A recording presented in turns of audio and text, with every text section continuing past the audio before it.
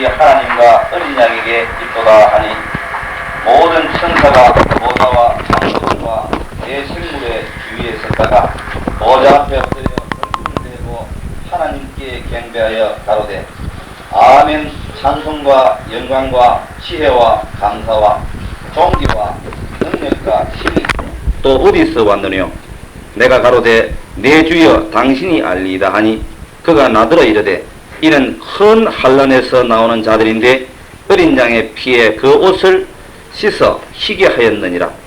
그러므로 그들이 하나님의 보좌 앞에 있고 또 그의 성전에서 밤낮 하나님을 섬기매 보좌에 앉으신 이가 그들 위에 장막을 치시리니 저희가 다시 줄이지도 아니하며 목마르지도 아니하고 해나 아무 뜨거운 기운에 상하지 아니할지니 이는 보좌 가운데 계신 어린 양이 저희의 목자가 되사 생명수 샘으로 인도하시고 하나님께서 저희 눈에서 모든 눈물을 씻어 주실 것임이러라.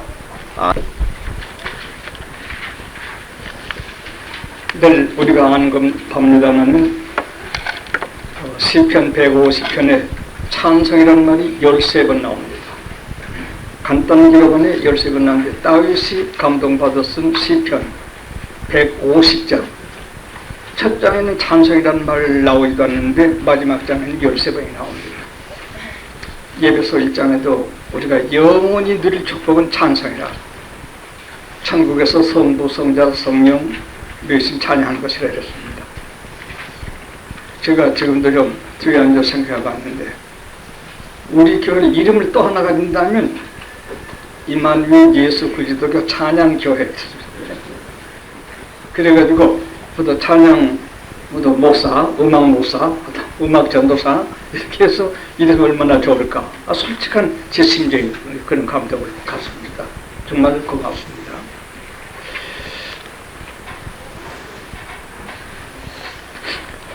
오늘 말씀은 제가 만든 교환 8페이지에 있습니다.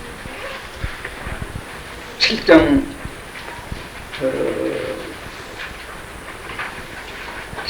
9절에서 17절까지 말씀을 읽었습니다. 그에 대해서 한 5가지만 간단히 말씀드리려고 합니다. 먼저 우리 교우들에게 말씀드리고자 하는 것은 상식으로 알아두실 것이 있습니다. 66권 성경을 해석하는데 여러 가지가 있습니다. 똑같은 정통신학파에서는 똑같은 정통파라고 하는 건 구원 얻는 진리로 성경을 믿는 그런 파를 정통파라고 합니다. 그 파에서도 학자들 사이에는 해석이 똑같은 믿음 안에서도 해석이 어떤 것은 한 절에서 20해석, 30해석 나가는 게 많습니다. 여러분이 그 원문으로 된 가령 풀펫이라든지 랑게라든지 매튜 핸디라든지 바클레 이런 주석을 읽어보면 알 수 있는 겁니다. 이 당시 하지 않는 믿음 가지고 이렇게 이게 맞는가 저렇게 맞는 것이 몇십 그 해석이 있는 수가 있습니다. 해석이 다르다고 해서 같은 회개 복음 천국에 가는 믿는 이런 학자들 사이에는 반대하지 아니하고 그래서 서로 연구하고 이렇지 싶다 저렇지 싶다. 가령 예를 들어 말하면 나무가 시들어 말랐다 이런 게 있다 합시다. 그러면 그 나무란 어느 나무란 말이 확실히 표시되어 있지 않기 때문에 학자들이 이건 아마 곰이니까 무화과 나무가 보다 감람나무가 보다 이렇게 이제 각기 생각하는 이것을 이제 다이 해석이라고 합니다. 성경이 감람나무가 했으면 뭐 더 해석이 둘이 있을 리가 없습니다. 그런 데서 해석은 갈리도록 되어 있습니다. 그러므로 나무가 무슨 나무든지 간에 말랐다는 것 중심만 맞으면 되는 겁니다. 학교들 사이에는 무슨 나무라는 말이 없으니 그냥 이 나무 저 나무 하지 말고 어느 나무라도 이렇게만 하자 이런 소리도 있고 그렇지만 유대나라든지 그 나라에는 이때에는 잎이 있고 마를 나무가 이런 종류밖에 없잖아. 그 중에 하나일 거야. 이런 의견은 서로 존경하고 사랑하면서 해석을 이겨 나누고 올 수 있는 것입니다. 근데 그림을 모르는 형제자매들은 해석만 다르면 원수처럼 서로 사이가 나빠지고 이런 것이 있는데 그것은 잘 모르는 초보적인 신자들에게 있을 수 있는 일입니다. 특히 계시록은 수십 종류 학설이 있습니다. 계시록이. 근데 수십 종류 학설 가운데 완전히 신신학적인 해석도 있습니다. 계시록은 예루살렘 기원 70년 예루살렘한테 다 응해버렸기 때문에 더 배울 가치가 없다. 이건 과거사다. 어떤 이들은 이것은 상징적이다. 어떤 이들은 말세다. 여기도 각각의 해석인데 이 해석은 예루살렘 때 지내가 버렸다 하는 해석도 정통파시도 한 학자들이 많습니다. 다 지내가 버렸다. 어쩌면 칼빈 선생 그래서 안 했다고 말하는 이들이 있는데 칼빈 선생 그래서 그런 건 아니고 난해의 서니까 아예 손대지 않았다. 이렇게 보는 것이 칼빈 선생에 대한 태도의 바른 해석입니다. 그분 주석은 66권의 성경인데 65권만 썼습니다. 계시록은 빼놨습니다. 손대기 어렵다 합성. 그렇기 때문에 이 어려운 책이기 때문에 신앙도 없고 성경도 모르고 무식한 사람들이 가장 악용하는 책이 계시록입니다. 아무리 틀렸어도 확실히 수식이 있는데 이건 내가 받은 영감이야 하고 이제 이렇게 하는 장난하게 되신 것이 계시록입니다. 하나님의 할 것은 한 해석에 한 말 한 해석에 정통파에서도 여러 가지로 한 해석이 있다. 이걸 상식으로 알아놓으면 돼요. 싸우지 말고요. 오늘도 그런 소리 하나 나오기 때문에 간단한 이 얘기를 말씀드린 겁니다. 오늘 공부는 큰 무리를 봄.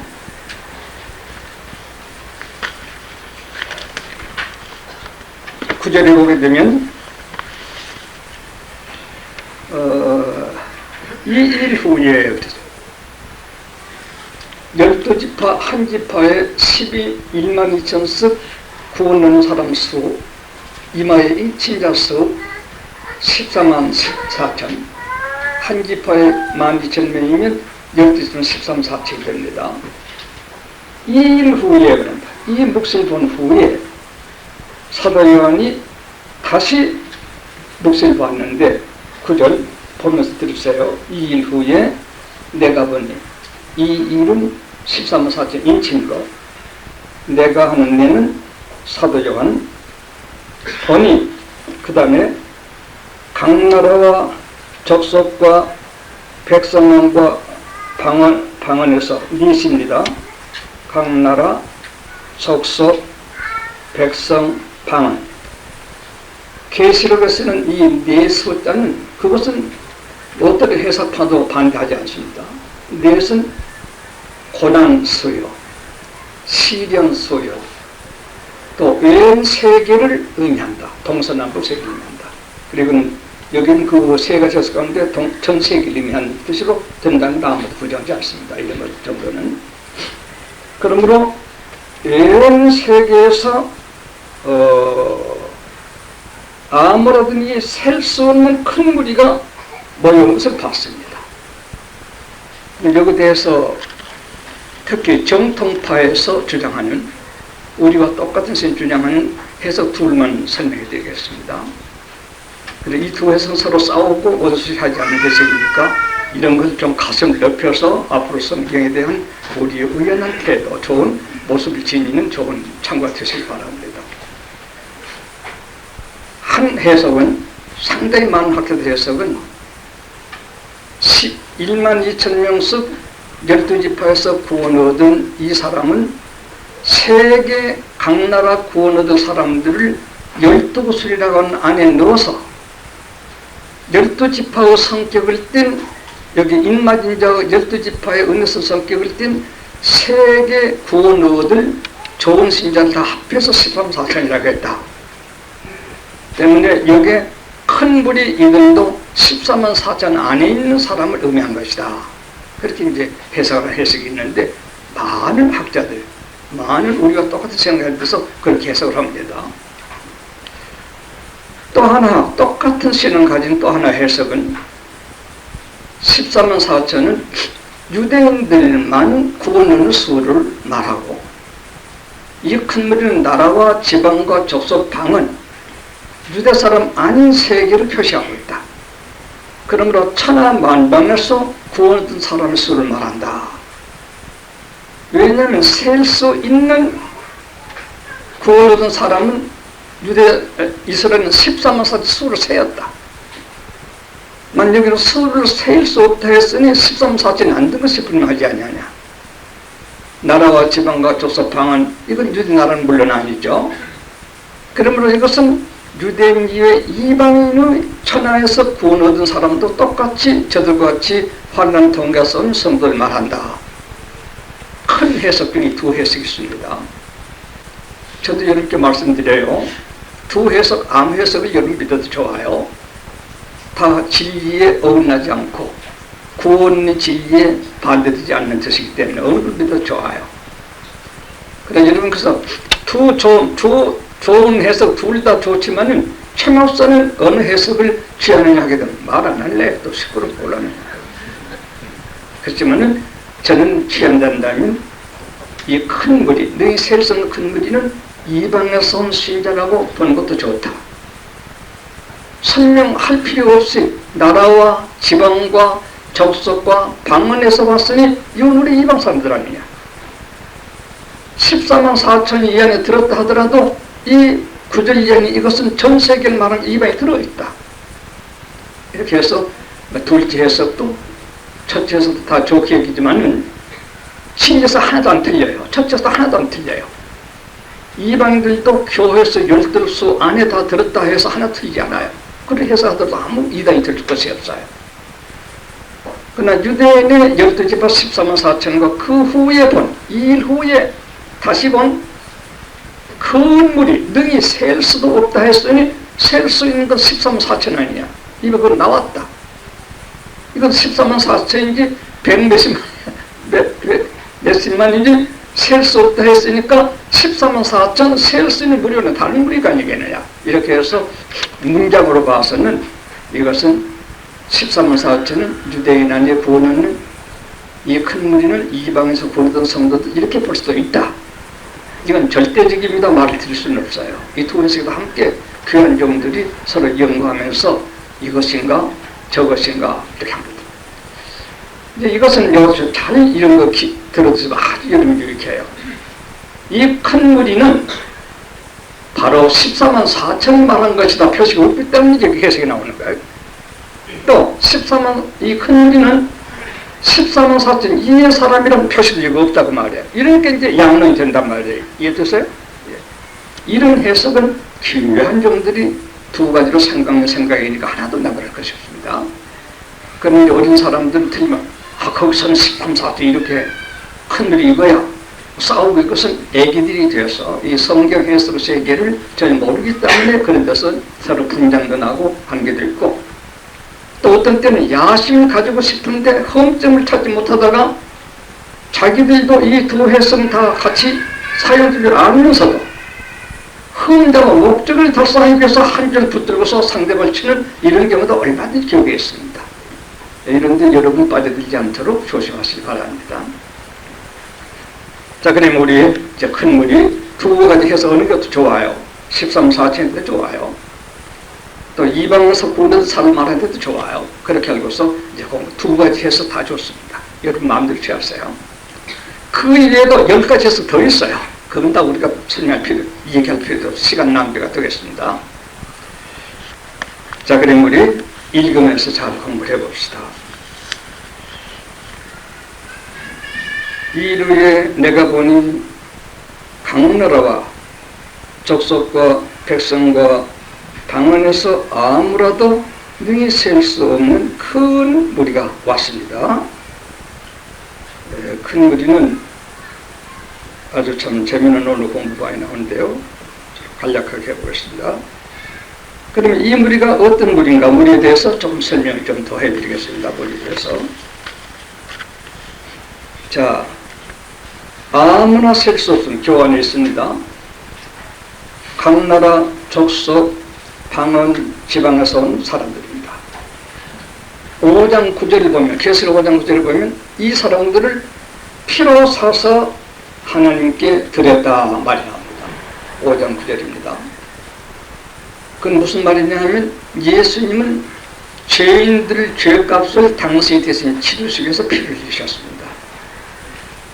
피로 샀다 이 말은 이 무리들은 죄를 회개하고 피의 공로를 입어 피의 값을 스스로 겪은 사람들의 뜻입니다. 그러니까 다른 말로 말하면 죄를 회개하고 예수님의 속죄 피 흘리신 안에 완전히 용서를 얻은 사람들 그런 말입니다. 참 좋습니다. 주님께서 피로 값을 주고 사셨습니다. 그것은 우리는 가만히 있는 것이 아니라 우리가 죄를 회개하고 예수님의 그 피 흘리신 내 죄 때문에 죽으셨어. 주님 감사합니다. 이 부족한 죄 당신이 내 죄값을 지불했으니 제가 그 죄 다 용서받은 줄 압니다. 마치 속죄 내고 형사 풀려나오듯이 말입니다. 그렇게 신앙 가진 사람을 피로 값주고 샀다.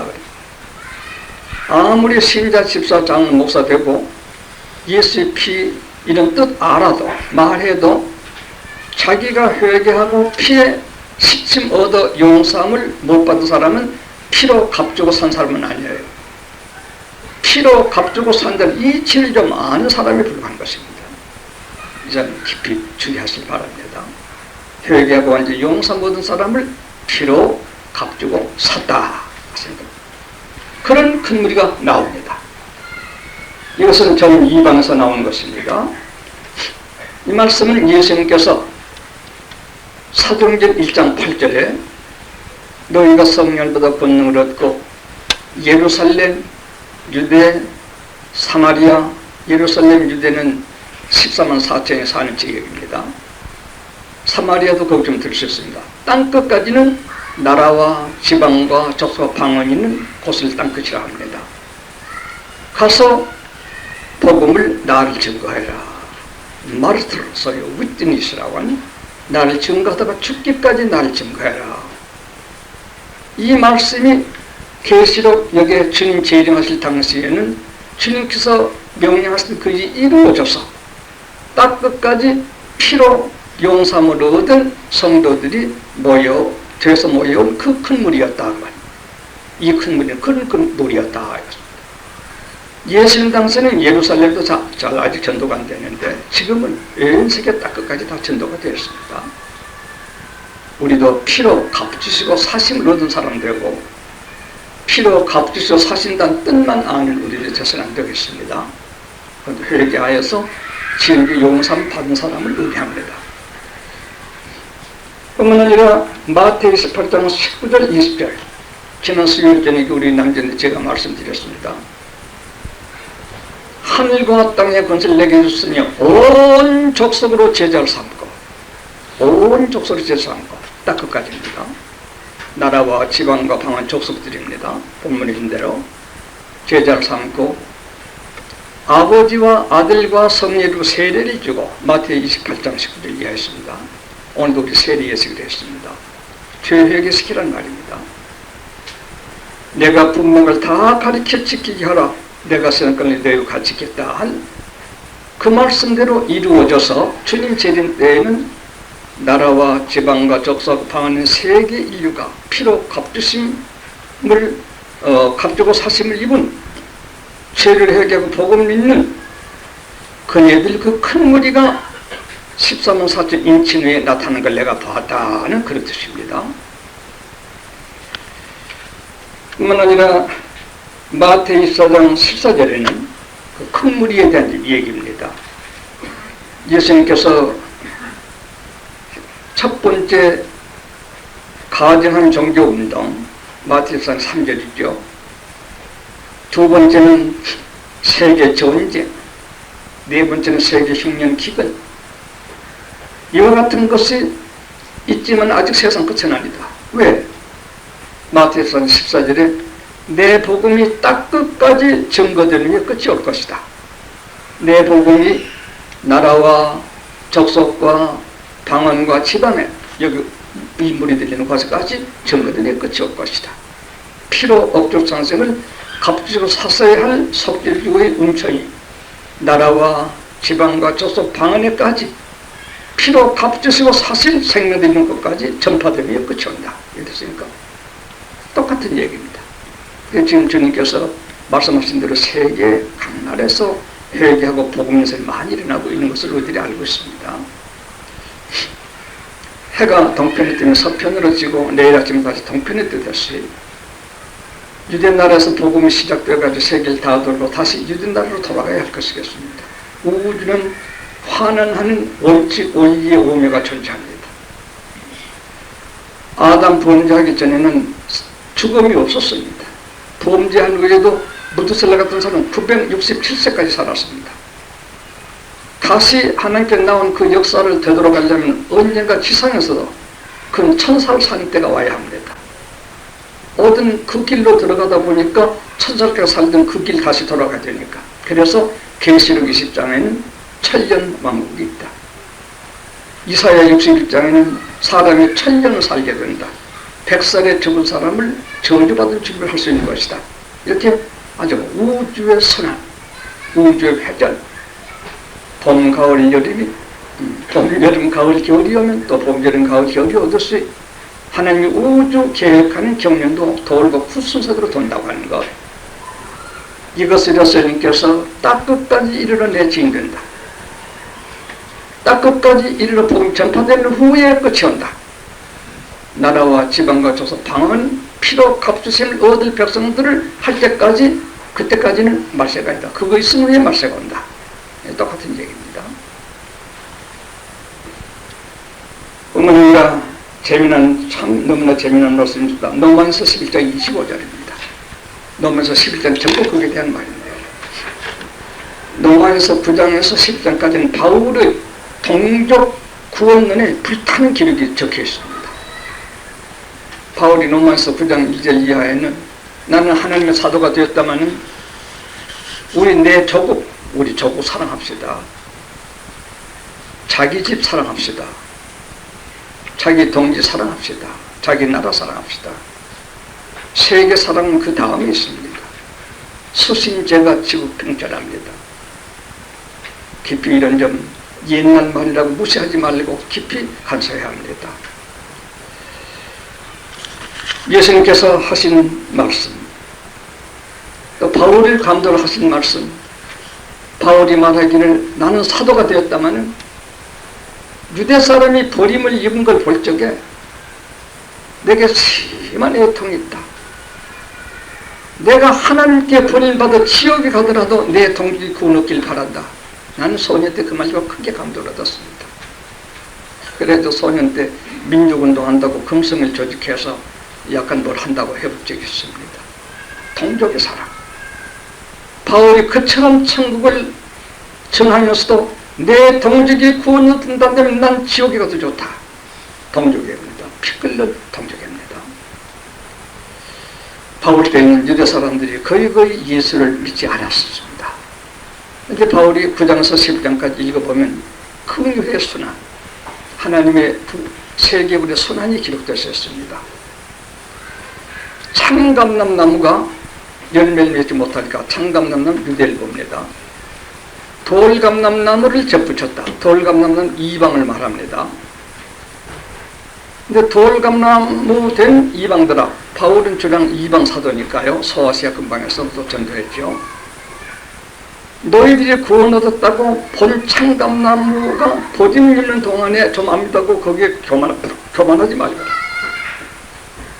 진짜 창감남나무 유대나라도 하나님이 때에 따라 버리셨거든. 돌감남나무 너희가 잘못하게 될 때 너희를 버리기 주의하시겠느냐 하고 또 자기 나라 편든 것처럼 이방을 향해서 경고해 줍니다. 하나님께서 창감남나를 버리신 뜻을 알아라. 창감나 유대 사람들이 예수를 받아들이고 하게 되면 세계 복음들이 둔해지게 됩니다. 하나님께 유대 사람으로 하여금 예수를 버리게 하노. 예수가 딱 끝까지 다 이루 복음을 증거되기 위해 다시 마지막에 유대나라로 돌아오게 된 것이다. 김모통이의 버림들이 여기 날이 된다. 그걸 바로 말씀하게 된 것입니다. 다시 말하면 앙판에 모자리판 요새 모두 보시 앙판에 모를 심겼다가 그 모를 뽑아가지고 다른 데 다 옮긴 후에 모자를 채워서 다시 심다. 그 이치다. 유대 나라에다가 십자가로 사활케 하신 후 속죄를 얻어 영생에 이르는 복음의 농사를 하나님 지으셨다. 그 농사를 예수님 때 앙팡 같은 유대 나라에서 뽑아다 온 세계의 구석에 나라 지방 족속 방언에게 피로 가지고 얻은 역사 한 후에 모자르신 것들은 앙팡은 뒤에 다시 하시게 될 것이다. 이랬습니까? 꼭 그렇게 됩니다. 이렇게 예수님께서 또 사도 바울을 통해서 긍휼의 선한 유대 사람이 예수를 버림으로써 이방에 빨리빨리 전쟁이 다시 돌아가 본앙판에 심겨지게 된다는 이 기록이 로마에서 9장, 10장, 11장에 가득 실려 있습니다. 그걸 긍휼의 선한, 복음 중의 선한이라고 합니다. 이와 같은 뜻을 볼 적에 나라와 지방과 족속과 방언에서 딱 끝까지 돌감나무에서 천천하여서 복음이 딱 끝까지 된 그 역사를 통해 가지고 피로 값지심을 얻은 큰 무리, 죄를 회개하고 복음 믿고 영상 큰 무리들이 나타난 것을 14만 4천 인칭에 봤다. 그러니까 이 사람들도 구원을 수로서 13살 들었다 하더라도 이 사람들이 이방 사는 건 분명하다. 이것은 나라와 지금 족속이 이방 사는 게 분명합니다. 그러니까 두 해석 다 좋지만 잘 따져보게 되면 이 사람들이 13, 14에 들었다 해도 좋고 반대할 이유 없어요. 만약 이 큰 무리만큼은 성경 본문이 나라와 지방의 족속 방언이 돼서 이방 무리를 그저 이해를 중심한다. 이렇게 해서 그것은 틀리지 않는 해석이 되겠습니다. 이렇게 이제 성경을 해석하고 임한 것입니다. 우리도 저희가 보면 이 무리에 드는 겁니다. 예, 이 무리 우리 멤버가 되게 될 겁니다. 예. 자, 그러면 이 사람들이 몰려왔는데 흰옷을 입었습니다. 그렇죠. 이사야 1장 18절에 내게 와서 회개하면 주홍 같은 붉은 것이라도 진홍같이 붉은 것에 양털을 치게 된다. 피로 값을 샀으니까 우리가 피를 입고 있든 붉은 옷을 입고 있든 제 옷을 입고 있든 우리들이 예수 구속용을 믿고 용서함을 얻어 그 피에 은총을 얻게 되게 되면 흰 눈같이 흰 양털같이 흰 옷이 되어진 그런 이 사람들은 그 이질 안사대로 확실히 회개하고 죄를 용서받은 사람을 의미합니다. 이 큰 무리들이 모두 흰 옷을 입고 왔습니다. 오늘 가서 더 검정과 빨갛게 다 벗어버리면 큰일이겠습니다. 그걸 의미하지 않습니다. 죄를 회개하여서 용서함을 얻는 것을 말합니다. 늘 제가 말씀한 겁니다만 아프리카에 미국 선교사가 처음 첫 번 선교사 파송을 받아갔습니다. 아프리카 들이 여기 있는 강변에서 유인자가 빨래를 하면서 4줄 가까이 한 찬송을 부르는데 아주 의외의 치면서 빛이 발했습니다. 선교사로는 내가 처음 왔지만 나보다 먼저 우리 백인 신약이구나 갔더니 한참 얘가 들으니까 흑인 여자였습니다. 4줄로 가까이 한 찬송을 부른 안에 죄의 쓰심을 얻은 그 영혼이 이복도 얼굴도 빛으로 변하게 해서 헤어지게 됐다는 거 제가 소년 때 그거 읽고 많이 은혜를 얻었습니다. 여러분이 무슨 옷을 입었든지 얼굴이 어떻게 생겼든지 죄를 철저히 회개하고 용서함 받은 은혜로서 기쁘게 지내보세요. 다른 사람들이 당신을 희게 볼 것입니다. 정말 그렇습니다. 때로는 빛깔까지 희게 보일 수도 있습니다. 빛깔까지. 그런 면은 많이 있습니다. 모세도 예수도 조금 전에 그 흑인 여자도 그런 경험이 있었을까 말입니다. 희게 보이는 거. 아무리 옷을 잘 입고 귀금속 단장을 해도 죄가 했은즉 신령한 눈간에서 볼 때는 역으로밖에 보이지 않을 것입니다. 겉빛에 속지라면서도 겉은 해칠 했구나. 겉을 양의 옷을 입은 그 속에 무서운 썩을 것이 있어. 무서운 이래가 있어. 그것이 있는 비치는 겁니다. 우리는 흰 옷을 입은 성도들이 되어야 되겠습니다. 그래서 이 피로 값주심을 주고 산 사람들 옷이시다고 말합니다. 이 옷을 흰 옷을 입었다는 말 아닙니다. 이와 같이 흰 옷을 입었다 이것입니다. 이사야 6장 11절에도 있습니다. 이사야는 이스라엘 나라의 최고 왕족이고 최고 문학자입니다. 그런 선지자가 죄 없었겠지 생각하겠죠? 아닙니다. 화가 있으리로다 입술이 더러워 이사야여, 이사야 6장에 나옵니다. 진리있게 된 사람은 정직합니다. 속이지 않습니다. 하나님이 보신 앞에 어떻게 사람 앞이라고 속일 수가 있습니까? 건덕을 해서 다른 사람 피해가 될까 해서 묵묵히 진실을 쓸 수 있습니다. 하나님 그 심판벌을 빤히 알면서 숨기고 속이겠습니까? 이사야도 회개하고 다니엘도 회개하고 모세도 회개하고 다윗도 회개하고 신들 회개를 합니다. 이사야와 같이 자기의 입술이 무슨 말 했는지는 표시되어 있지 않습니다. 화에서 이제 이 입술이 더러운 죄악을 보면 이사야서에 잘못 믿는 사람에 대한 저주 같은 말이 가끔 나옵니다. 아마 그것을 이미 하지 않았는가, 이것도 정의는 안 받을 때 추측할 수가 있을 수 있습니다. 너무 때구니까 때로는 세례요한도 이 독사의 자식들아, 예수님도 마땅해서 이 뱀 새끼들아, 예수님 그럼 난 그 말 들을 때 섬뜩하대. 주님도 이 머리 참 나쁘네 그런 생각이 듭니다. 네. 아마 이사야 같으면 그런 감정에서 말한 것을 의미했지 않았을 것인가 좋게 생각해 봅니다. 하여간 이사야 신앙생활 볼 적에 화받이 마땅한 입술이 자기 입에 있다고 하는 것을 의식하게 될 것입니다. 그렇게 하게 되면 이사는 더 깨끗해집니다. 흰 눈보다 흰 입이 될 수가 있을 수 있습니다. 이사야 6장에 있는 말씀입니다. 이사야 3장, 우리 계시록 3장 5절에 있습니다. 너희는 흰옷을 사서 입으라. 흰옷을 사서 입고 수치를 면하게 하라. 벌거벗었단 말 아닙니다. 의롭지 못한 사람은 아무리 좋은 옷을 입고 있었어도 하나님의 볼 적에는 벌거벗은 것으로 보는 것입니다. 벌거벗은 것을 우리가 재래식으로 수치스러웠다 그러지 않습니까? 수치스러운 생활한 사람은 벌거벗은 사람이라 이겁니다. 흰옷을 사서 입어 수치를 면케 하라.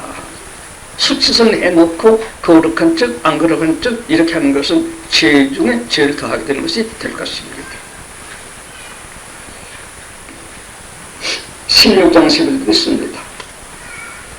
너희는 좋은 옷을 사서 입어 보는 사람을 하는 은혜를 받게 하라고 하는 계시록 20장 14절 두루마기를 빠는 자는 복이 있으리로다.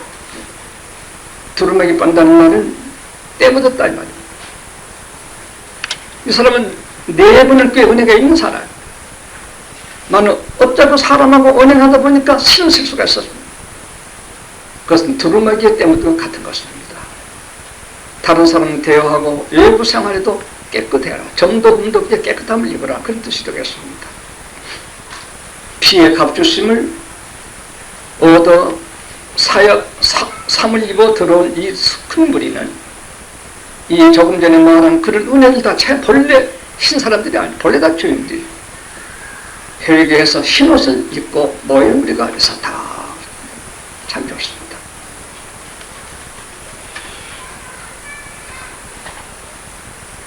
그네들이 정렬한 모가지를 가지고 있습니다.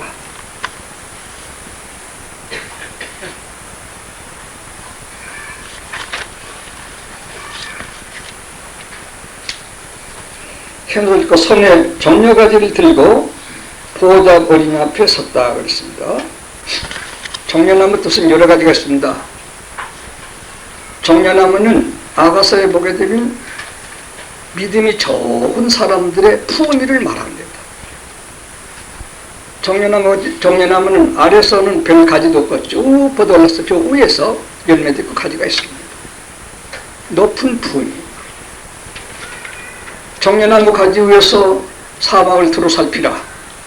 이런 뜻이 하나씩 있습니다. 이것은 저급하고 졸렬하고 치상적이고 유치하고 수준 이하의 세계에서는 뭐 남날이 안 보인다 이것입니다. 고뇌하고 일반 사람들과 좀 차이있게 높은 풍도, 품위, 인격, 깨끗한 사상을 가지게 된 사람들은 다른 사람이 못 보는 먼 세계를 장래를 내다볼 수 있다. 그렇게 해서 종려나무를 아가서에 썼습니다. 그리고 종려나무를 아가서에서는 그러한 은혜를 받아 믿음이 좋은 성도들 말합니다. 일반 신자들이 볼 적에 재미가 없습니다. 가지 붙을 것도 없고 쭉 올라갔습니다. 취미가 없습니다.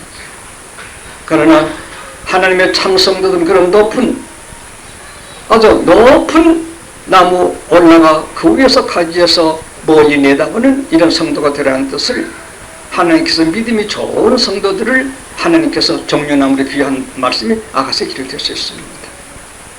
그리고 종려나무는 흔히 승리자들이 가지는 상표이기도 합니다. 그렇죠.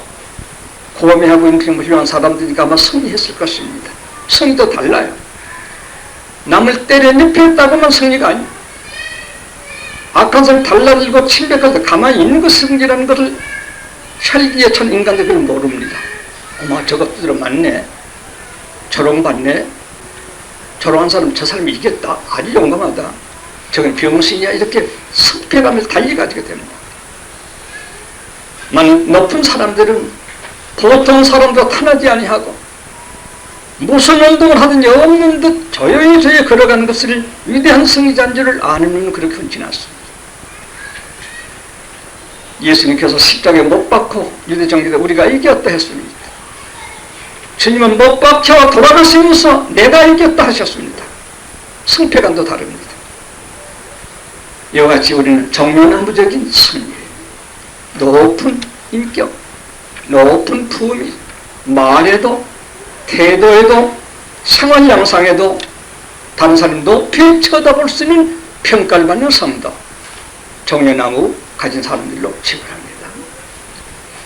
그리고 이네들이 주님 앞에 올 때 정려나무를 가졌다는 것은 그런 믿음으로서 피의 깨끗함을 얻어서 승리해서 높은 거룩된 생활로 왔다는 상징으로 정려나무를 가지고 기억합니다. 또 하나는 왕을 메실 적에 종려나무 가지를 꺾어들고 호산나를 부릅니다. 이 사람들이 은혜를 얻어서 7년 대환란 이런 지내게 될 무렵에 14만 4천이 그들이든지 다른 은총 입은 이방물이든지 간에 은총 입은 승리를 하고 만왕의 왕 된 예수 앞에 서게 될 적에 마치 예루살렘에 입성할 때 종려나무 꺾어들고 호산나를 불렀듯이 영원한 만왕의 왕을 찬양하려고 종려나무를 가지고 그 앞에 모이고 있는 것입니다. 어린 양 앞에 서게 되는 것입니다. 이런 뜻들이 종려나무를 가졌다 하는 뜻이 되는 것입니다.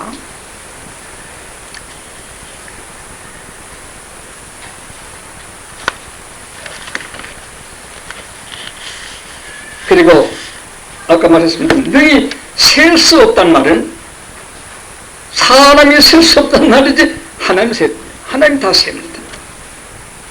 하나님 구원으로 사람의 수를 정확히 아시고 계십니다. 사도 요한편에서 볼 적에 셀 수 없을 큰 물이라 하나님 다 아신다고 하는 것. 아주 구원 못 이렇게 들어와 끼거나 구원으로 빠졌거나 그러지 않습니다. 하나님 넉넉히 천천만만도 다 세시지만 사람이 볼 적에 능히 셀 수 없더라. 그런 표현법이라는 걸 아시기 바랍니다. 어머, 그리고 구원 없는 사람도 부직이 있어요? 정확한 수가 없어. 그게 아니라 요한이 볼 적에 셀 수 없는 큰 물이라고 하는 것은 요한의 인간의 입장에서 보는 말입니다.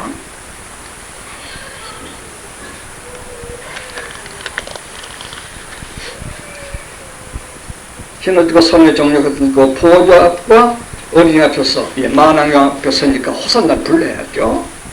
서서 큰 소리로 외쳐가르되 구원하심이 보좌에 앉으신 우리 하나님과 어린 양에게 있도다. 여기서 배웁시다. 조금 은혜를 얻고 좀 깨달으면 지가 하늘이나 다 된 줄 압니다.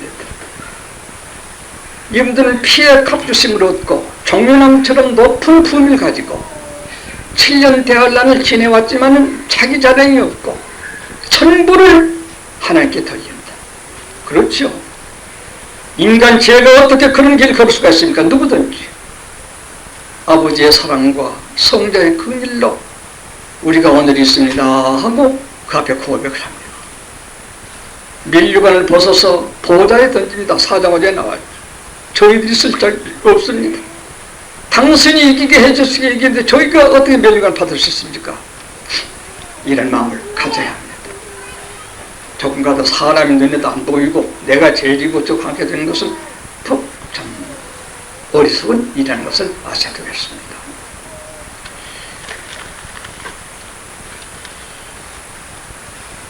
그래서 두 번째는 천사 화답 찬송이 있습니다. 10절 거룩한 소리를 외쳐 가로되 구원하심이 구원에 대한 노래입니다. 피로 값주시 얻은 그것 말입니다. 보좌에 앉으신 우리 하나님과 요한복음 3장 16절 하나님의 세상 이처럼 사랑하사 독생자신 하나님과 보내주신 이분 그 아들 어린 양이 있도다 부자에 있도다 하고 찬양을 이들이 드립니다. 오직 하나님께 찬송을 드리겠습니다. 제가 시카고에 가봤습니다만 시카고 누구죠? 시카고 이름이 시카고 교회 세운 사람 유명한 사람이 있습니다. 구두 수선하다가 맞아 어떤 사람인데 그 다 아는 얘기인데 이제 나이 들어가니까 맥힌 모양이에요. 그 사람이 한참 강단에서 설교를 하고 내려오니까 신자들 와서 참 은혜 받았습니다 할 적에 그게 대답하기를 조금 전에 강단 위에서 사탄이 내기만 하다. 그 말은 자기 해놓고도 오늘 참 잘 때 그런 마음이 들었던가 봐. 그것을 자기 마음으로 보고 사탄의 마음을 알았어. 조금 전에 사탄이 내 마음에서 그런 소리 했는데 당신이 그런 소리 들으느냐고 하나님께 은혜 받았다 그렇다는 것이란 말입니다. 어떤 목사들 보면 설교를 청지부터 아멘 아멘 은혜하게 되면 역통으로 합니다. 어떤 설교는 잘못해가지고 좀 사랑하는 것보다도 그러고서는 안 됩니다. 하나님께 영광을 돌리는 이런 우리들이 되어야 되겠습니다. 자식은 어버이에게, 국민은 국가 지도자에게, 신자들은 하나님께 말입니다. 윤리가 있습니다. 길이 있습니다. 무도한 사람이 길이 없는 사람이 되서는 안 되겠습니다. 이와 같이 큰 무리가 성부와 성자에게 찬송을 드립니다. 그 다음에 천사가 노래합니다. 11절 모든 천사가 보좌와 장로들과 내 성물 주위에 섰다가 보좌 앞에 엎드려 얼굴을 대고 하나님께 경배하여 가로되 아멘. 찬송과 영광과 지혜와 감사와 존귀와 능력과 힘이 우리 하나님께 세시도록 있을지어다 아멘 하더라. 천사 찬송 7입니다. 7은 완전습니다. 이분들은 성자 앞에 단순한 찬송을 했는데 천사들은 7가지 찬송, 영광, 지혜, 감사, 존귀, 능력, 힘 이 모든 이 7가지를 가지시고 저 큰 무리들을 구원하셨기 때문에 큰 무리로 찬송을 하는구나. 큰 무리들이여 너희가 하나님 찬송하는구나. 그래 하나님 이 7가지가 그늘 이렇게 구원해서 인도하겠던 거야 하고 천사가 화답을 합니다. 여기 한 가지 천사가 보좌와 장로들과 내 생물 주위에 섰다고 했습니다. 천사는 사람보다 낮은 것입니다. 하나님과 사람 사이에 심부름하는 것이 천사의 직입니다. 그러나 우리가 육신을 있을 때에는 천사가 우리보다 하나님의 직속도 있기 때문에 나아 보이지만 위치는 천사는 하나님과 사람 사이의 심부름꾼이다. 사람의 건강과 사람의 용맹 이런 무격인 면을 맡아본 천사장은 미가엘입니다. 사람의 지혜와 두뇌와 명석을 가져와서 도와주는 천사장은 가브리엘입니다. 우리가 그 어린이들 그림 보게 되면 그 다리에 위에 아이가 앉아 있는데 천사 둘이 양쪽에 있습니다. 하나는 미가엘을 의미하고 하나는 가브리엘을 의미합니다. 역시 우리를 돌봅니다. 예수님께서 말씀하셨습니다. 너희가 어린아이 하나도 멸시하지 말아라. 저희 천사들이 저희를 지켜 보호하느니라. 천사들은 우리를 보호하는 하나님의 심부름꾼이지만은 우리가 육신에 있게 될 적에는 모든 아는 것 하나님 직속 종들이니까 굉장한 것입니다. 장차는 여기도 천사들이 구원 얻은 성도를 둘러섰다가 다음에 찬송을 합니다. 오늘 천사보다 높은 위치에 있다는 것을 생각하고 자존심을 가지시기 바랍니다. 그랬더니 13절 장로들이 하고 대화를 합니다. 장로는 교회 대표입니다. 장로 중에 하나가 응답하여 내게 이르되 이 흰옷 입은 자들이 누구며 또 어디서 왔느냐. 여기 해석이 나옵니다. 사도 요한이 가로되 내가 가로되 내 주여 당신이 알리이다 하니 그가 나더러 이르되 이는 큰 환난에서 나온 자들인데 환난 통과서 온 자들인데 어린 양의 피에 그것을 씻어 희게 하였느니라. 아까 피로 가지고 샀다는 말 이거예요. 옷이 본래는 아니었는데 더러웠는데 죄인인데 회개하고 피를 믿어 희게 돼 왔다는 뜻을 장로가 아까 제가 설명드리고 설명해 주고 있습니다. 그러므로 그들이 하나님의 보호자 앞에 있고 죄회개하고 복을 믿으라 천국에 놓일 것이다. 마가복음 1장 10절 예수님이 비로소 전파해 가라되 하신 말씀 여기 그대로 응해집니다. 회개하고 복 믿지 않으면 천국과 우리 상관이 없어요. 베드로야 내가 널 씻지 않으면 네가 나로도 상관이 없다. 바로 그 말씀이 들리면 이 사람들은 회개해서 흰옷을 입고 왔으니 하나님과 상관이 될 수밖에 없습니다.